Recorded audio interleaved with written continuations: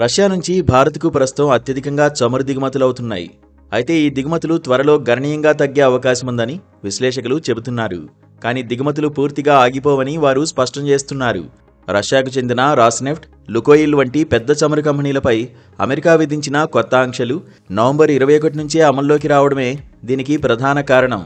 దీంతో ఈ కంపెనీలతో వ్యాపార సంబంధాలున్న రిలయన్స్, హెచ్బిసిఎల్ మిట్టల్ వంటి భారతీయ రిఫైనరీ సంస్థలు ఇప్పటికే రష్యా నుంచి కొనుగోళ్లను ఆపేశాయి. ఈ ఆంక్షల కారణంగానే డిసెంబర్, జనవరి నెలల్లో రష్యా చమురు దిగుమతులు రోజుకు 4 లక్షల బ్యారెళ్లకు పరిమితమయ్యే అవకాశముంది.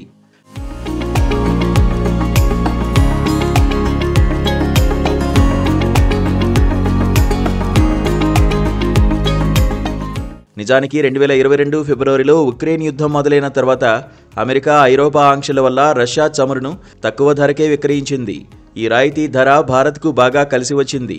యుద్ధానికి ముందు రష్యా నుంచి కేవలం 1% మాత్రమే చమురు దిగుమతి చేసుకున్న భారత్ ఆ తర్వాత ఏకంగా 40% పెంచింది. ఈ ఏడాది సగటున రోజుకు 1.7 మిలియన్ బ్యారెళ్లుగా ఉన్న దిగుమతులు గత నెలలో 1.8 నుంచి 1.9 మిలియన్ బ్యారెళ్లకు చేరాయి. నవంబర్ నెలకు కూడా రష్యా అతిపెద్ద చమురు సరఫరాదారుగా నిలిచింది. కానీ ఆంక్షల వల్ల భవిష్యత్తులో ఈ రాయితీ కొనుగోళ్లకు తాత్కాలికంగా బ్రేక్ పడింది.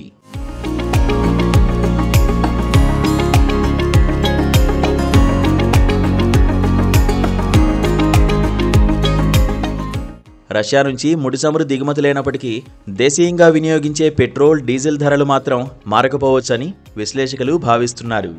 సాధారణంగా క్రూడ్ ఆయిల్ కోసం భారత్ ఎక్కువగా పశ్చిమాసియా దేశాలపై ఆధారపడుతుంది.